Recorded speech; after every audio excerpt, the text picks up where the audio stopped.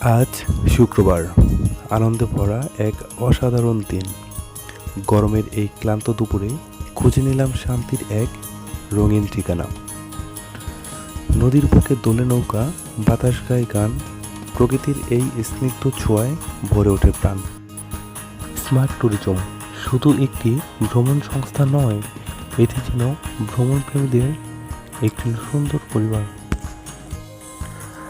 আজকে আমরা সবাই একত্রিত হয়ে যাব যমুনা রেল সেতু এবং যমুনা ব্রিজের নিচ দিয়ে ইকো পার্কে।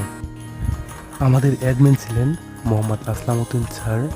তিনি খুব সুন্দরভাবে আমাদেরকে বুঝিয়ে দিলেন কিভাবে কি করতে হবে।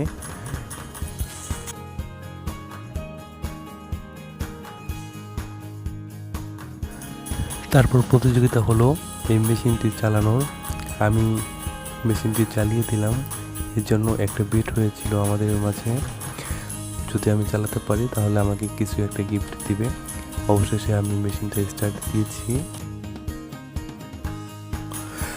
চারপাশে ছিল হাসি, গল্প আর অফুরন্ত আনন্দ। সঙ্গে ছিলেন নানা পেশার অসাধারণ মানুষ, সুন্দরী আপুরা, সম্মানিত হুজুর, দক্ষ ইঞ্জিনিয়ার, অভিজ্ঞ ডাক্তার আর আরও ছিলেন প্রাণবন্ত ভ্রমণ পিপাসু ভাই বোনেরা। তারপর মনের আনন্দে সুন্দর সুন্দর ভিউগুলো ক্যামেরাবন্দি করতেছি।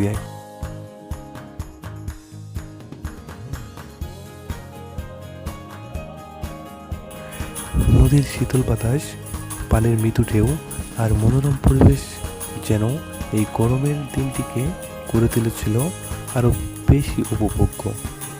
হাসি, আড্ডা, গল্প আর প্রকৃতির অপার সৌন্দর্যে কেটে গেল এক স্মরণীয় সময়।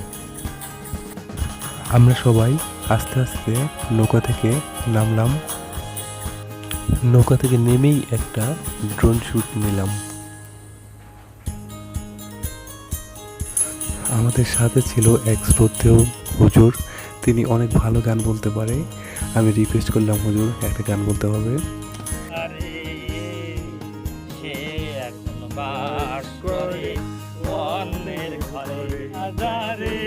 আমি বেসেছিলাম ভালো, এই আমারে বলবো দিয়া দূরে চলে গেল। গান বলা, ছবি ওঠা, এগুলো শেষে আবার প্রতিযোগিতা হবে বেলুন ফাটানোর। নিয়ম কি?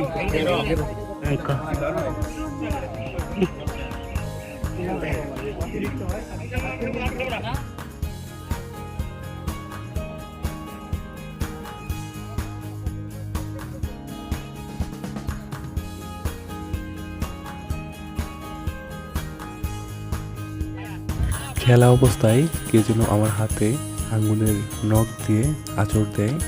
পরে অনেক জ্বালা পড়া শুরু হয়েছিল, পানি দিয়ে আমি ধুয়ে নিলাম। তারপর আমি আর খেললাম না, রেস্টে গেলাম। আমার সাথে যে হুজুরটি ছিল সে এই খেলায় প্রতিযোগী হিসেবে জয়লাভ করেন।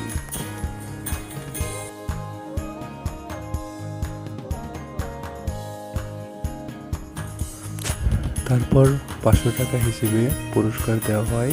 পরবর্তী ট্যুরে তার জন্য ছাড় থাকবে। এখন বাড়ি ফেরার পালা। অনেক আনন্দ, অনেক হাসি আর অপরন্ত মজায় কেটে গেল পুরো দিনটি। নদীর বুকে নৌকার দোলায়, শীতল বাতাসের ছোঁয়ায় আর সবার পান খোলা আড্ডায় প্রতিটি মুহূর্ত হয়ে উঠেছিল অসাধারণ।